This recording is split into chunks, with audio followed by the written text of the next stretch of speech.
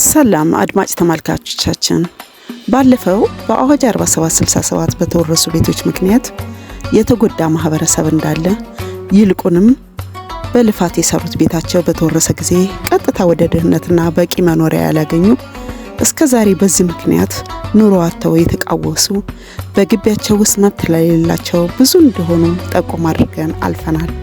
ዛሬ ደግሞ እስቲ በእውነት ይህን ያመጣው አዋጅ በትክክል ከላይ የገለጽኳቸው ማህበረሰብን ይመለከት ነበር? ዛሬ በሁለተኛው ክፍል ማስተላለፈው አዋጅ 4767 በትክክል ምን ይላል? ሁላችሁም እንድታዳምጡና እንድታውቁት አስተላልፈዋለሁ።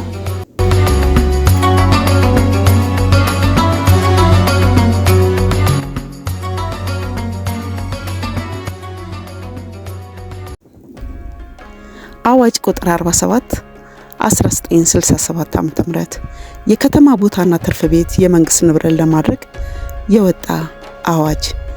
የከተማን ቦታና ትርፍ ቤት የመንግስት ንብረት ለማድረግ የወጣ አዋጅ ኢትዮጵያ ትቅደም ብሎ ይጀምራል። በየከተማዎች ውስጥ በሚገኙት ፋብሪካዎች፣ ኢንዱስትሪዎችና እንዲሁም በየከተሞች ውስጥ በሚገኙ የተለያየ የሥራ መስኮች ተሰማርተው የሚገኘው የከተማ ወዛደርና ለፍቶ አዳሪው ከህብረተሰብ ውስጥ ሊኖረው የሚችል የኑሮ ደረጃ፣ ሰብአዊ መብቱ፣ ክብርና ማዕረጉ የሚወስነው የሚኖርበት ከተማ በምትሰጠው የመኖርና የመስራት እድል በመሆኑ በከተሞቻችን ውስጥ አብዛኛዎቹ ቦታዎችና ቤቶች በጥቂት መሳፍንት፣ መኳንንት፣ ከፍተኛ የመንግስት ባለስልጣኖችና በከበርቴዎች በመያዛቸው እነዚህ የሀብታም ክፍሎች ያላቸውን የፖለቲካና የኢኮኖሚ ኃይል ያለ አግባብ በመጠቀም ሰው ሰራሽ የከተማ ቦታ እጥረት በመፍጠር የከተማ ቦታ ዋጋን እንዲወደድ በማድረግ በጠቅላላው የብዝበዛ ስርዓት ጠንክሮ ለከተማው እድገትና ለብዙሃኑ የከተማ ነዋሪ ህዝብ የኑሮ መሻሻል ከፍተኛ እንቅፋት በመሆናቸው ለመኖሪያ የሚያገለግልም ሆነ ለመስሪያ የሚሆነው የከተማ ቤት በጥቂት ሰዎች እጅ መሆኑ የቤት ኪራይ ቁጭ ብለው ሳይለፉ በማግኘት ሰፊ ብዝበዛ እንዲፈጽሙ ከማስቻሉም በላይ ከነዚህ መካከል ከህግ በላይ ሆነው ለብዙ ዘመናት የግብር ክፍያ ግዴታቸውን እንዳያሟሉ ስላደረጋቸው በከተማ የሚኖረው ወዛደርና ለፍቶ አዳሪው ለረጅም ዘመን ግፍና ጭቆና እንደተፈጸመበት ለገዢው መደብ ቅንጦት መንደላቀቅ መሳሪያ በመሆን የጭቆና አገዛዝ ተጭኖት የኢትዮጵያዊነቱን መብት ተገፎ ለብዙ ዘመናት አጥቶት የነበረውን አገሩ በእኩልነት ልትሰጠው የሚገባውን የኢኮኖሚና የፖለቲካ የሶሻል መብቱ እንዲጎናጸፍ ለማድረግ የሚኖርባት ከተማ የምትሰጠው ማንኛውንም እድል በእኩልነት እንዲያገኝ ማድረግ አስፈላጊ በመሆኑ የቤት ኪራይ ላይ ቁጥጥር ባለመኖሩ ኪራይ በየጊዜው እየናረ በመሄዱ የሰፊው የከተማ ህዝብ ኑሮ አሳዛኝ ሁኔታ ላይ መውደቁ ከተሞቻችንን ለብዙሃኑ የከተማ ነዋሪ ህዝብ ለመኖሪያ ሆነ ለመስሪያ እንዲመች አድርጎ በፕላን ለመቀየስ እንዲቻል ከዚህ በፊት ከየባንኮችና ከኢንሹራንስ ኩባንያዎች የመበደር እድል የነበረው ክፍል ቤትና ቦታ ዋስትና ለመስጠት የሚችል ብቻ በመሆኑ ሰፊው የከተማ ህዝብ ይህንን ጠቃሚ የብድር አገልግሎት ለማግኘት ባለመቻሉና ይህንንም የመበደር መብት ሰፊው ህዝብ እንዲያገኝ ለማድረግ በከተማ የሚኖረውን ሰፊ ህዝብ ከከፍተኛ ኪራይ ሸክም ለማዳን አስፈላጊውን የብድር እርዳታና ለመኖሪያም ሆነ ለመስሪያ ቤት መስሪያ የሚሆነውን ቦታ በመስጠት የኑሮውን ሁኔታ ለማሻሻል በአገሩ ለወገኑ ለቤተሰቡና ለራሱ በልበ ሙሉነት እንዲሰራ ለማድረግ ከተሞቻችንን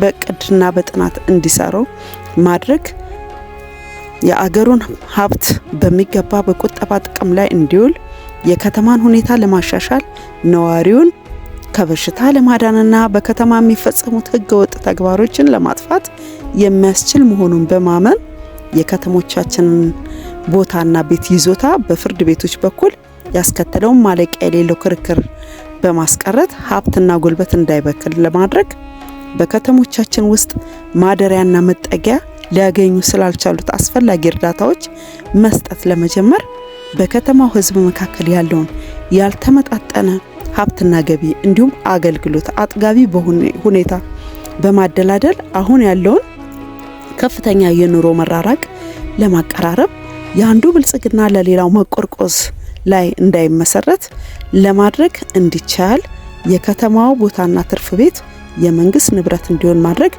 አስፈላጊ በመሆኑ የጊዜያዊ ወታደራዊ አስተዳደር ደርግንና የሊቀመንበሩን ስልጣን ለመወሰን በወጣው አዋጅ ቁጥር 2/1967 ዓ.ም በአንቀጽ 6 መሰረት ከዚህ የሚከተለው ታውጇል ይላል። ምዕራፍ 1 መግቢያው አጭር ርዕስ ይልና ቁጥር 1 ይህ አዋጅ የከተማን ቦታና ትርፍ ቤት የመንግስት ንብረት ለማድረግ የወጣው አዋጅ ቁጥር 47/1967 ዓ.ም ተብሎ ሊጠቀስ ይችላል ይላል። የኛን የሚመለከተውን ከዚህ በኋላ ልነግራችሁ እችላለሁ።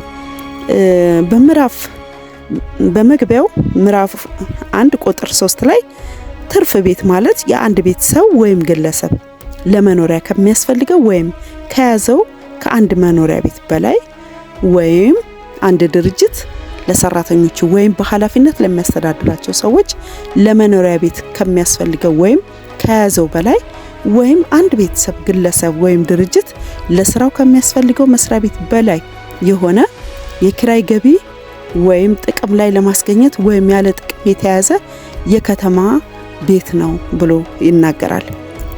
ስለዚህም ሲናገር አልፌ እኛን የሚመለከተው ነው አሁን ምነግራችሁ። እንደዚህ ብሎ ይናገራል። የይዞታ መጠን ስለመወሰን ይላል።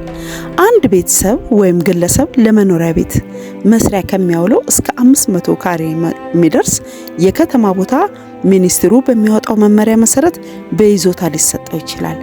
ባለ ይዞታው ሲሞት የሟች ሚስት ወይም ባል ወይም ልጆች በይዞታው ተተክተው የመጠቀም መብት ይኖራቸዋል ይላል።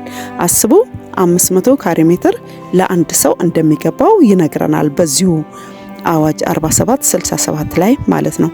ከዛ በኋላ ያልፍና ቁጥር 7 ላይ የይዞታ ቅድሚያ ወይም መብት ስለመስጠት ይልና ይህ አዋጅ ከመውጣቱ በፊት የከተማ ቦታ ያለው ቤተሰብ ወይም ግለሰብ ሌላ የመኖሪያ ቤት ከሌለው በአንቀጽ 2 ንዑስ አንቀጽ 2 የተደነገገውን እንደተጠበቀ ሆኖ በአንቀጽ 5 ንዑስ አንቀጽ 1 በተመለከተው የይዞታ መጠን በቦታው ላይ የይዞታ መብት ይኖረዋል ብሎ ይናገራል።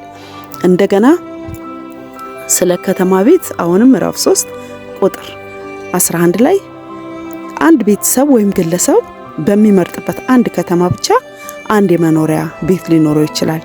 መንግስት በሚወስነው መሰረት አንድ ድርጅት ለሰራተኞቹ ወይም በኃላፊነት ለሚያስተዳድራቸው ሰዎች ለመኖሪያ የሚሆን ቤት ሊኖረው ይችላል። አንድ ቤተሰብ ግለሰብ ወይም ድርጅት እንደ ስራው ሁኔታና አይነት መንግስት በሚወስነው መሰረት የመስሪያ ቤት ሊኖረው ይችላል። መጠኑን መንግስት በሚወስነው መሰረት ማናቸውም መኖሪያ ቤት ወይም መስሪያ ቤት ያለው ቤተሰብ ግለሰብ ወይም ድርጅት ግብር ይከፍላል ብሎ ይናገራል። እዚህ ስፍራ ላይ እንድትመለከቱልኝ የፈለኩት ነገር ምንድነው? የታወጀበትን ምክንያት አሁን እኛ የምንላቸውን አይነት ሰዎች የማይመለከት መሆኑ። ይሄ ለመሳፍንቱና ትልልቅ ቦታ ላላቸው ወይም ቤት ላላቸው ሰዎች የታወጀ አዋጅ ነበረ። የድሃውን የሚመለከት አልነበረም። ስለዚህ ታዲያ ይህ አዋጅ ሰለባ ያደረገው የትኛውን ክፍል እንደሆነ አያችሁ። በሚቀጥለው በክፍል 3 የምናስተላልፈው በዚህ ምክንያት ያመጣውን ችግርና ሐዘን የማያቋርጥ ጥያቄ በዝርዝር አስተላልፍላችኋለሁ። እስከዚያው ደህና ሁኑ።